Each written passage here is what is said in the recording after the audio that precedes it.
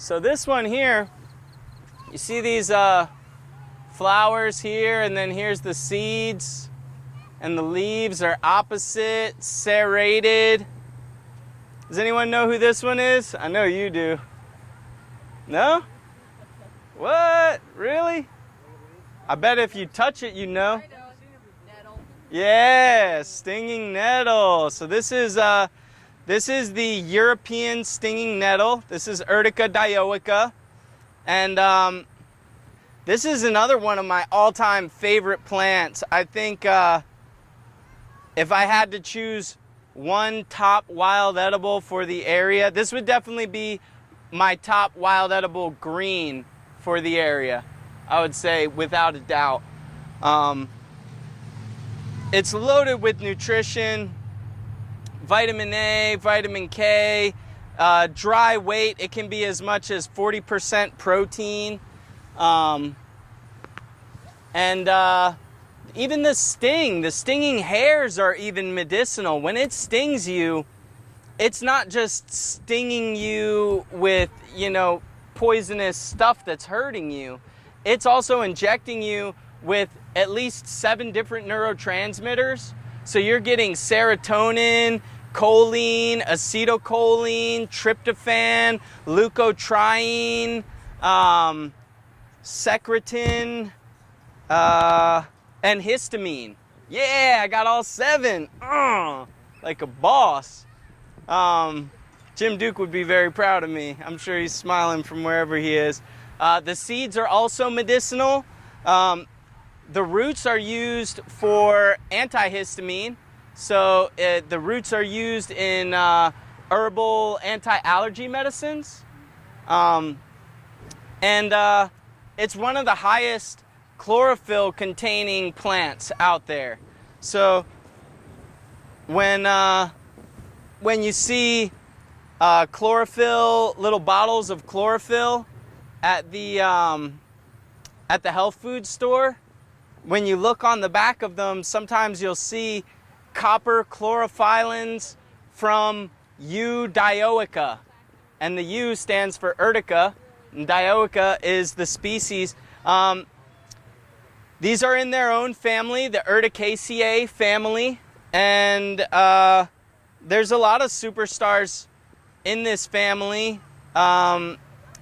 Most are edible. A lot of like little herbaceous plants, and then in other parts of the world, I hear in New Zealand, they have a stinging nettle tree or an Urtica family tree that is so gnarly with the stings that it can actually kill you if you get too many of them, because it just like overwhelms your whole system and things just shut down. But for us, this one is it's such a great food. It makes incredible pesto, makes an incredible cooked green.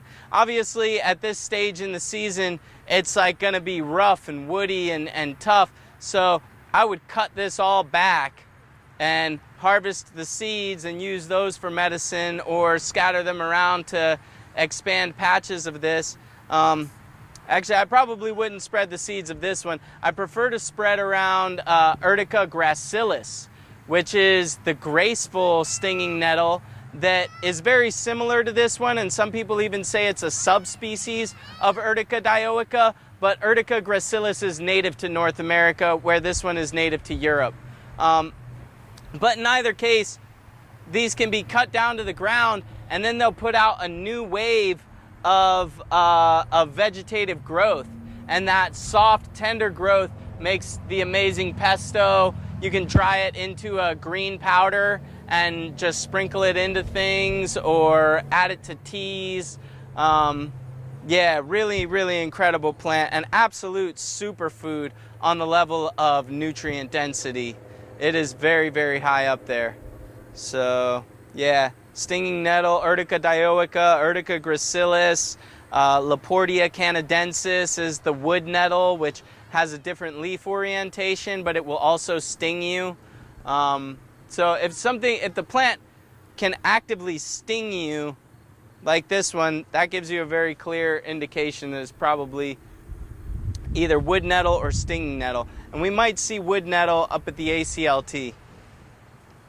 Cool. Any questions about this one? Because in Germany this is considered a complete pest. Uh-huh. Like, it's everywhere. It's Yeah. everywhere. Just try to get rid of it. Yeah, yeah. I mean, I think that it's interesting that it's considered a complete pest because during the World Wars, when people were displaced in Germany, they relied very heavily on the abundance of nettles in order to get by. And it's such a superfood. It's so dense with protein and it's relatively low calorie.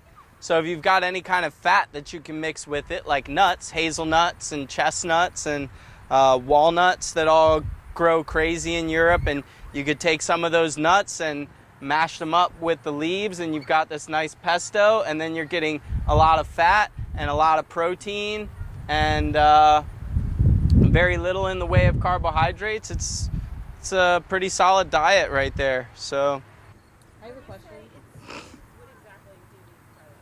I mean that it's covered with little hairs that are hypodermic needles that will inject you with formic acid and all of those awesome neurotransmitters. So it feels very similar to like a bee sting, or if you've ever gotten bitten by fire ants, it kind of feels like a fire ant bite or a bee sting, because they do have that same compound as formic acid. Now, that being said, if you understand how the plant grows, you can pick it raw, and if you look closely, all of the hairs are going this way.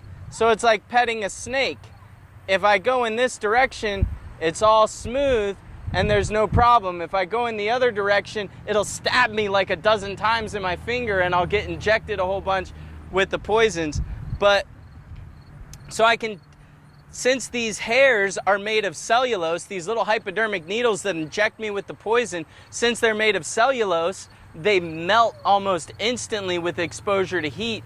Even wilting the plant will dramatically reduce the amount of stings. Drying it will reduce the amount of stings it's capable of even more. And if you crush it up and manually crush all of the stinging hairs, then I can totally just crunch it up and eat it fresh.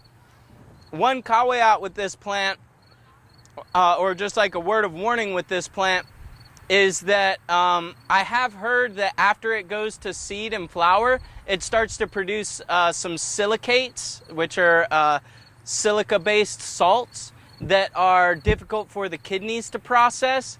Now, that's one of those things that I've just kind of heard through the herbalism rumor mill, and there's a lot of contradictory commentaries out there, including from people who have been foraging this stuff for 60 plus years and eating it well after it goes to flower every season for many decades, and they're fine. They don't have any kidney problems. They haven't had kidney stones. They're healthy and strong and in their 80s, and that means a lot. That means more to me than like some clinical research that says, oh, this has silicates, those silicates are bad for the kidneys, therefore nettles are bad for your kidneys. That like kind of reductionist science, it has a value and it has a place, but it also has tremendous limitations. And we need to acknowledge that in all of these conversations, especially with regard to plant. Yeah, let's keep on cruising, see who else is out here.